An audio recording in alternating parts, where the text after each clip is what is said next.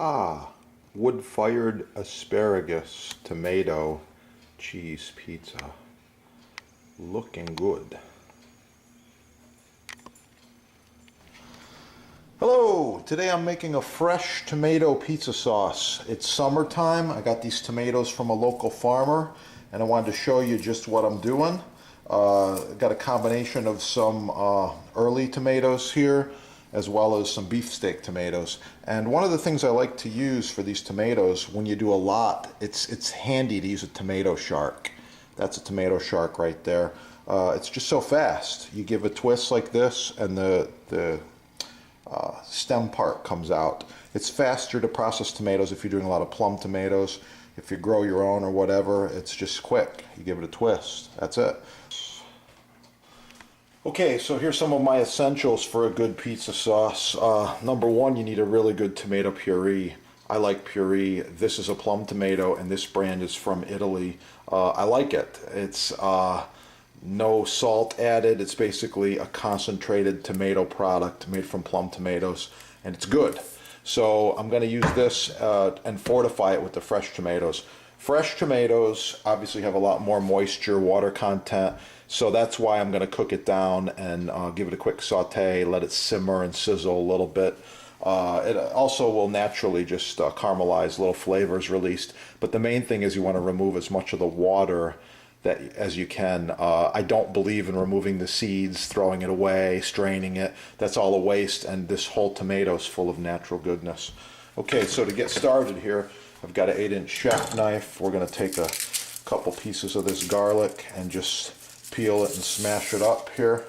When I'm working with garlic, I go fast. There's a few ways to do it, but one of them is to smash it with your knife, and it does work. So I'm going to show you what we do here. You just line them up like this and smash them down.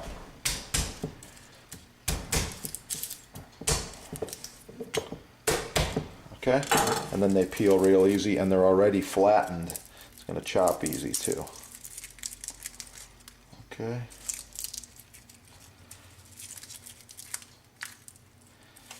Alright, just like this. Remove these peels out of the way. Okay, there's my fresh garlic, and we're just going to give a little chop.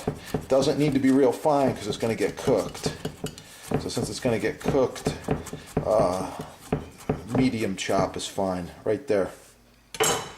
Okay, now move that out of the way and cut up these tomatoes. I'm thinking, well, first let's cut this baby in half and take a look.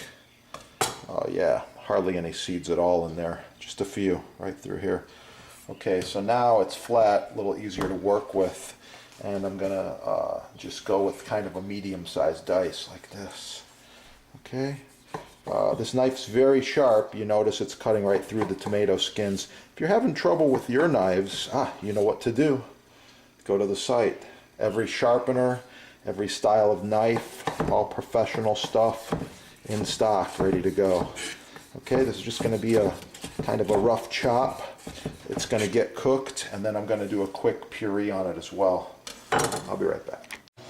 Okay, when I'm all done chopping, I rinse my knife off, I wipe it, and it goes back in my knife block right over here. It's the safest way, the best way to store a knife is in a knife block, okay? People ask me that often, and well, that's the right way. If you don't have a knife block, no problem. And we'll be right back. Okay, I've got a hot saucepan here. I'm going to start with about a tablespoon and a half of extra virgin olive oil, nice and hot. You can see how hot that oil is, okay? First ingredient, of course, is going to be my garlic. I like to use this scraper, bench scraper. Quickly saute the garlic. Now I just want to soften it up. I don't really want to brown it here for this particular application. So that's good right there, and in go the tomatoes.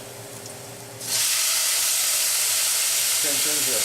We're just cooking the tomatoes to remove some of the moisture, but I do want all that flavor in there, so all the juice goes right in the pot. Okay? Last ingredient is basil. This is all the basil I've got right now. There's not much there. In it goes. So we got the dry basil. This is from last year's harvest. I do believe in growing my own basil. Got about a tablespoon and a half there. And the last ingredients, of course, that go in any good tomato sauce: sea salt, fresh ground sea salt. This pink sea salt, by the way, this is from Hawaii. I like it. And some fresh ground pepper. This is quattro peppercorn here, 4 different kinds. Okay, that's it. We let this cook. This is going to be good. And one more thing, when I'm stirring my sauce, I like to use these high heat scrapers. They're nice. By the way, this is made in the USA. Food grade silicone, rock maple handle. Can only get it one place, right there. I like it. It's even got a hole to hang it up if you want to. Main thing is you can use this for years, 10 years or more, and they don't wear out. So I got this over medium heat now. Just gonna give it a little stir like this, and I'm gonna let it cook. This has been cooking now for 5 minutes, and you can see we've reduced a lot of the moisture. Looks pretty good. This is actually what I'm looking for. All right, now I'm gonna show you how we puree this. Okay, this is what I use. This is my dynamic mixer. I like this mixer. A few features about it here. It's stainless steel shaft, permanently mounted, very heavy duty. This bad boy is made in France. It's got a safety button. You can't turn it on. Kids can't turn it on unless you use 2 fingers. It's a great setup, okay? Titanium blade. Never put your finger in there, okay? Titanium blade cuts through anything. So I love this little unit. Basically, you plug it in. It's got a 9-foot cord, and you plug this thing in anywhere, and it'll move around your kitchen. I can go over to the stove, I can go anywhere. But in this case, I like to use these deeper containers, less splatter. So I'm going to take this tomato sauce that I made here, I'm going to put it in this deeper container just for the splatter factor. Plus I like to use these containers when we make pizza. We put all different toppings in a bunch. We do porcini, we do roasted peppers, we do olives, fresh mozzarella, different cheeses, the list goes on and on. You can put anything on a pizza. Anyway, here you go, immersion blender. Check it out. I'm actually going to move in a little for you here. Okay, you can see what's going on. And this thing just cuts instantly. I want it to be kind of a smooth sauce, and once it cools off, then I'm going to add my regular tomato puree to this. Okay? By the way, professional chefs in every restaurant, every hotel around the world use these handheld blenders. This is the right stuff here. All right? Food processor works. It's just a little messy. This is all about convenience and efficiency. It's quick. It's quick. I'm all done. Okay, when we're making pizza, we use a couple kinds of cheese. Sometimes we use provolone, mozzarella. This is a part skim mozzarella. Sometimes we buy the cheese already grated, but it's always better to grate your own. You save a little bit, but usually it's better cheese. So that's the real deal there. So also I've got some Parmigiano Reggiano. This comes from Italy, as you might know, and this is a rotary grater. So we just load a couple chunks in there and give it a twist. This goes on the pizza, often at the end of the pizza making. Okay, now to grate this cheese up, I'm just using a standard box grater. There's a bunch of different kinds on the market, and I like to use the stainless steel butcher glove. It's braided stainless steel, it's made in America, I love it. They're in stock at the sponsor there. So with the glove on, you don't have to worry about nicking yourself because it's virtually impossible. Just give a grate like this. See that cheese? Nice. The other thing about grating it yourself, you get a more even product. This cheese is nicer than the stuff out of the bags. And once again, when I'm finished, I find myself using the bench scraper. Pick up this cheese, put it in the container. So efficient.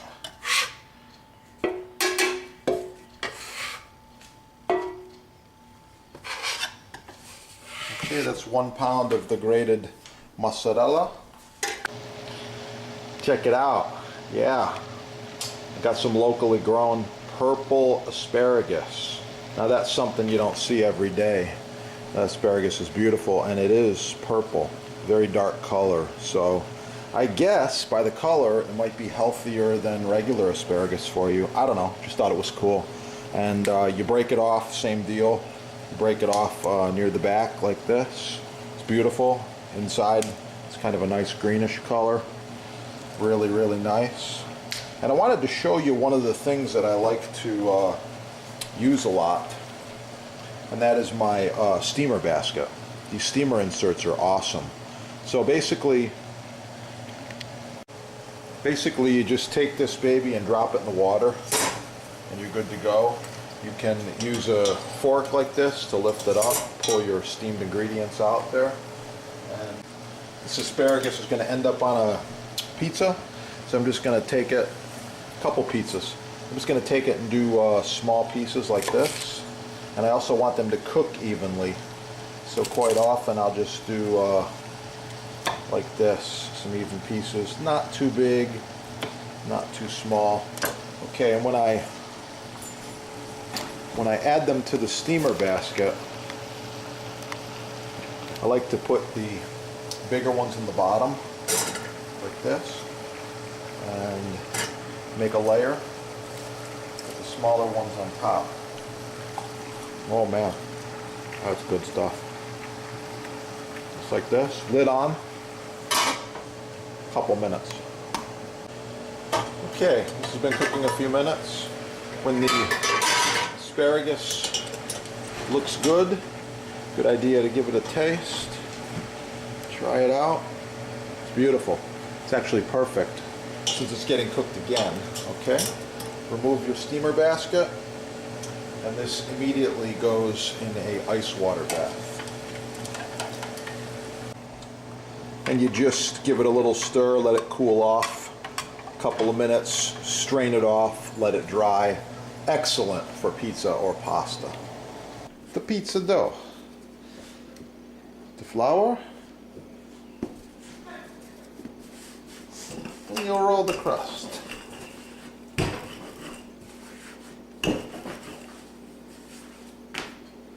About like this. I like it kind of thin, huh? And you form the crust like this. The fresh tomato sauce. The canned sauce. I like a lot of sauce, as you can see. Okay. And move it around. Get all the spots on there. Look at this. And we add the toppings. I like a little bit of cheese, not too much. Move it around like this. Okay, couple of tomatoes on here like this. Okay, this one's gonna be asparagus. Oh yeah, look at that.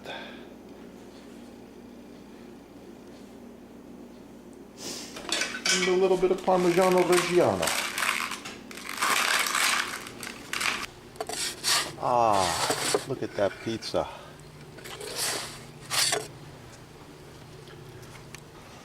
Ah, the finished pizza. Now that's looking pretty nice. One thing I want to show you is the crust. It's very crispy. You can pick up the pizza like this.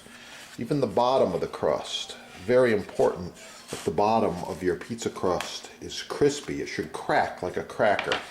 Anyway, that's a pizza. It's got the homemade tomato sauce on there. Asparagus, artichokes, tomatoes. Wow. Really nice. Thanks for watching. Watch the other videos. Get yourself some pizza stones. Get cooking. Have a great day.